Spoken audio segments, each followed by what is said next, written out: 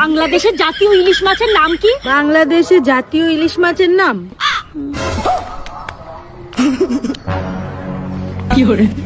আর মা, মানুষে যে বলে আমার মন ভেঙে গেছে, তা মন কিরাম ভাঙে?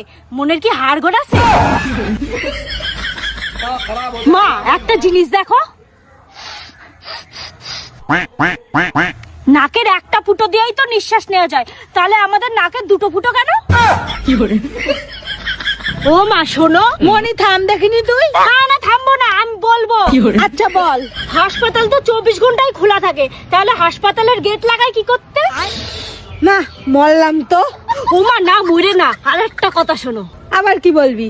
ও মা, মা বাবার ছেলে তো দাদা হয়, তাহলে শ্বশুর শাশুড়ি মানে তো মা বাবাই, তাহলে শ্বশুর শাশুড়ির ছেলে বর হয় কেন? আমি জানি না।